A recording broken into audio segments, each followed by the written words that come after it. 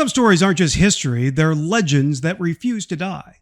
They're burned into the fabric of time, whispered across generations, forever etched into the memory of those who dare to remember. This is one of those stories, a tale of survival, sacrifice, and the defiance of men who stood against impossible odds. And at the heart of all of it, a woman, Susanna Dickinson, the lone survivor of the Alamo.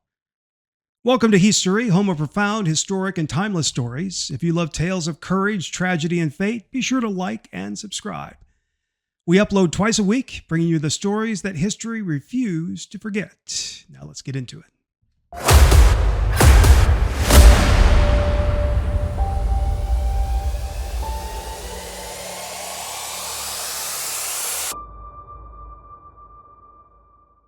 The year was 1814.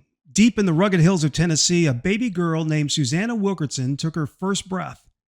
The frontier was an unforgiving place, a world where only the strong survived. Life in the wilderness was a relentless battle. Harsh winters, dangerous predators, and the ever-present threat of raiders. But the flickering firelight of her childhood held something else. Stories. Tales of survival, of those who had stared death in the face and lived to tell about it. She listened, absorbed them, unknowingly preparing herself for the fate that awaited her. At just 15, Susanna married Alamo Dickinson, a man who believed the future lay in the untamed land of Texas. Like thousands of settlers, they were drawn to its promise, a land of opportunity, of possibility. But they weren't alone. The Mexican government controlled Texas at the time, and tensions were reaching a breaking point. By 1835, the Texians had risen in revolt, and Alamo was among the first to take up arms. By the following year, war was raging, and the couple, now with their infant daughter Angelina, found themselves inside the walls of the Alamo. The Alamo was an old Spanish mission, its stone walls weathered by time.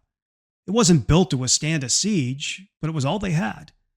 And it was here in February 1836 that nearly 200 men prepared to make their last stand against the advancing army of General Antonio Lopez de Santa Anna.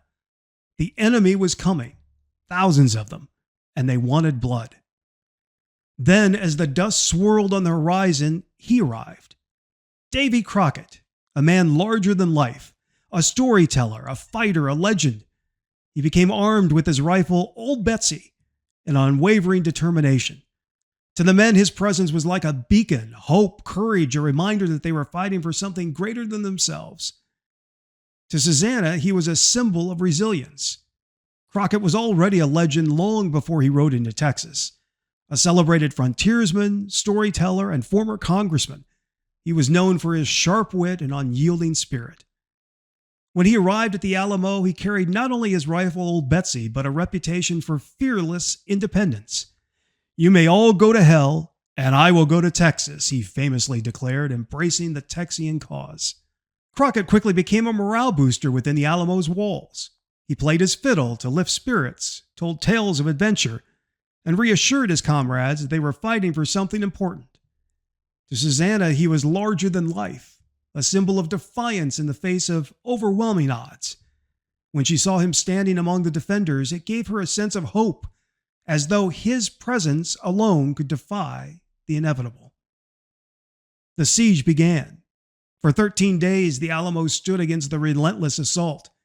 Cannon fire shattered the stillness of the night. The walls trembled under the impact. Inside, men whispered their final thoughts, knowing the end was near. Susanna held Angelina close, her heart pounding as she listened to the sounds of impending death. The air was thick with the stench of gunpowder, sweat, and fear. But they held. At 10 p.m. on March 5th, the Mexican artillery ceased their bombardment. As Santa Anna had anticipated, the exhausted Texians soon fell into the first uninterrupted sleep many of them had had since the siege began. Just after midnight, more than 2,000 Mexican soldiers began preparing their final assault. Some hesitated, but those in the rear pushed forward. The defenders were exhausted, unaware that death was marching toward them in the darkness. Before dawn, the final assault began. The silence before the storm. The defenders braced themselves, weapons clenched in white-knuckled grips. Then a sound, a single chilling battle cry. and hell itself descended upon them. Mexican soldiers surged over the walls, a tidal wave of bayonets and gunfire. The defenders fought as hard as they could, using anything they could: knives, rifle butts, even their bare hands. The corridors filled with screams, the clash of steel, the sickening thud of bodies hitting the ground. Blood ran like rivers through the old stone mission. As the troops massed against the walls, Texians were forced to lean over to fire, leaving them exposed to Mexican bullets. Occupiers in the cattle pen retreated into the horse corral. After discharging their weapons, the small band of Texians scrambled over the low wall, circling behind the church and sprinting for the East Prairie, which appeared empty. But it wasn't.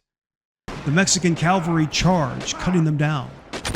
Alamo Dickinson and his artillery crew turned their cannon, firing into the cavalry, inflicting casualties, but it was not enough.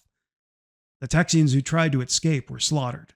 The last Texian group to remain in the open were Crockett and his men defending the low wall in front of the church. Unable to reload, they used their rifles as clubs, fought with knives, with fists, anything to stay alive, but the wave was too strong. Dickinson was bayoneted to death. The last Texian to fall was Jacob Walker, wounded, who staggered to a corner only to be run through in front of Susanna Dickinson's eyes. By sunrise, the Alamo had fallen. The walls were silent, the defenders gone.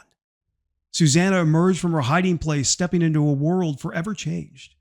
The ground was littered with bodies, the thick air with the smell of smoke and death. The Texian bodies were stacked and burned, their final resting place a funeral pyre. And there, among the fallen, she saw him, Davy Crockett.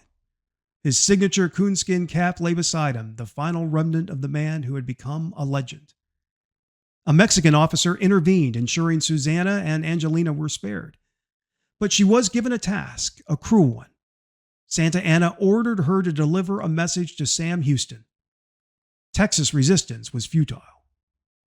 Her journey east was a waking nightmare. The land was painted in fire and ash. She walked among the dead, their eyes frozen in silent screams. The weight of her loss pressed down on her with every step. But as she reached Houston's camp and delivered Santa Anna's message, something changed. The Texians did not falter. They did not break. They remembered the Alamo. That battle cry ignited a fury that could not be extinguished. Weeks later, Sam Houston's army roared those words as they stormed the enemy camp. Santa Anna was finally defeated. Texas had won. In the years that followed, Susanna carried the weight of history on her shoulders. She testified on behalf of the families of the fallen, ensuring that their sacrifices were honored. The faces of those she had lost never faded from her mind. In her final days, as her breath grew weak and her eyes dimmed, she spoke of the Alamo one last time. She recalled the walls, the fire, the battle, and the man who had stood against the tide. Davy Crockett, king of the wild frontier, a man who gave his life for something greater than himself. And as long as there were those who whispered, "Remember the Alamo," she knew that neither she nor those who had fought beside her would ever truly be gone. New Heath Story episodes drop twice a week only on the Jim Heath channel. If you'd like to help keep Heath Story going, consider supporting us on Patreon. Subscribe and like to never miss a story, and we'll see you next time.